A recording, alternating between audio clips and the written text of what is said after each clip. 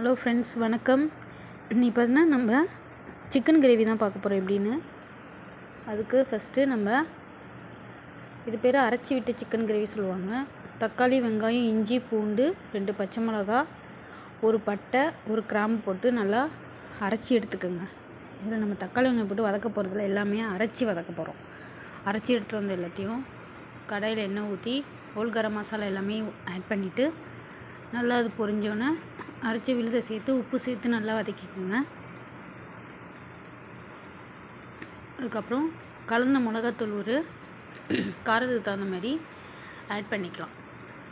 நான் 2 spoon add பண்ணியிருக்கேன். நீங்கள் உங்களுக்கு எவ்வளோ காரம் வேணுமோ அதுக்கு தகுந்த மாதிரி நீங்கள் எக்ஸஸாக கூட கொஞ்சம் ஆட் பண்ணிக்கலாம். கொஞ்சம் கர்ட் சேர்த்துருக்கேன்.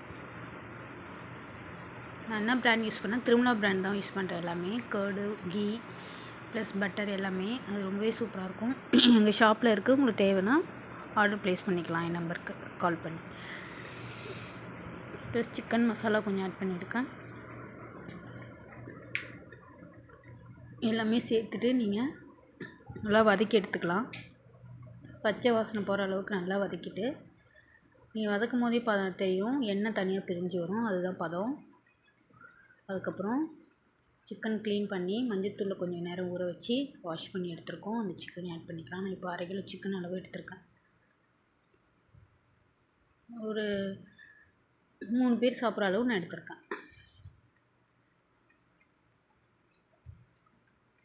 கொஞ்சம் வாட்டர் ஆட் பண்ணிக்கலாம்.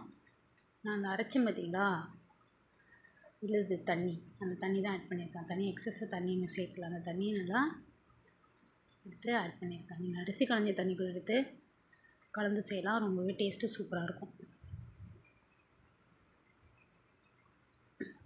எல்லாமே ஆட் பண்ணிவிட்டு லாஸ்ட்டாக பார்த்தீங்கன்னா கரம் மசாலா கொஞ்சம் ஆட் பண்ணி மிளகுத்தூள் கொஞ்சம் சேர்த்துக்கோங்க. மிளகுத்தூள் சேர்த்துட்டு நல்லா கிண்டி விட்டுருங்க. நல்லா கிண்டி விட்டுட்டு